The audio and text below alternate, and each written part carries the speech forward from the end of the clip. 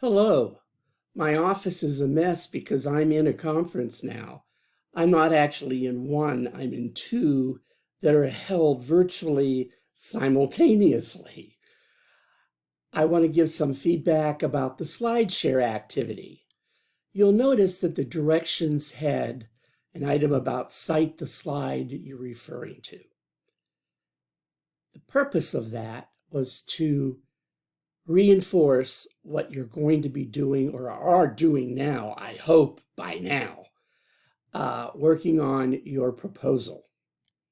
As you find information, data, whatever term y'all want to apply to it, you have to be specific and specific about how it builds your case. And of course, the documentation in APA with a reference list. I had a wonderful conversation with a classmate who asked, well, why is there a table of contents when APA papers don't have a table of contents?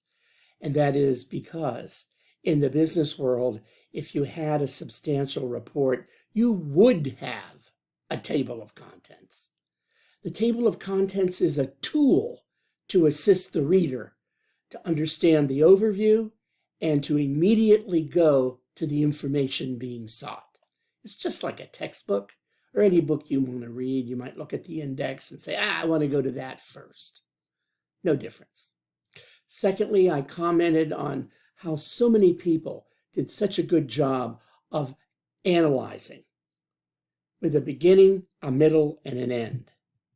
The papers, like slides, would have an introduction slide and a conclusion slide. And speaking of that, the conference I'm going to has created some really bad slides and some really good slides. And I'm going to be sharing that with you a bit later. But it's an academic conference and they have a different standard. But it's worth thinking about. By now, you've opened the email I sent based on some slides that a student from a SlideShare that one of your classmates had used and analyzed. And it just happened, okay, I'm going to use this. Almost all of you did an excellent job in analyzing the slides and citing them by title and recognizing the colors that worked and didn't work, etc. Recognizing what are you making 400 slides for? Death by PowerPoint. I did comment to some that it was a very good introduction to the slide deck. Why? In my experience, you could be sent a spreadsheet, could be sent a slide deck, and asked, hint, hint, told to read it before the meeting, and it would have some information just like a summary of what you would see. This is for real. I'm not joking. And as so many of you discovered, and I have on the slide deck I emailed you yesterday, what is the purpose on a presentation to put hyperlinks on the slide? There's no purpose for that. Don't do it. Don't use clip art.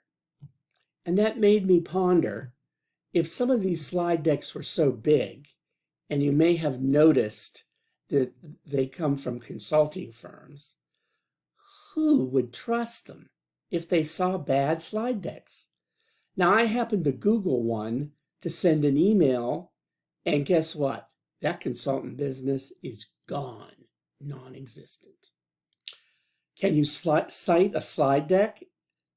Unless it's something like Wim Weber, I'm sorry, I've forgotten his name, it's on the slide deck, you know, an established authority in their field, use it. But if it's a consultancy, the only thing they're trying to do is sell you their business. Well, it's 1:15. I have to get back to those presentations at 1:30. Takes a while to set up. I hope this has been useful to you. And one other item, We'll be rolling out an assistance tool in which team members will assess one another and themselves. Have a good weekend, a good spring break, and this is probably your last chance to ask me any questions or express a problem with your team. Thank you.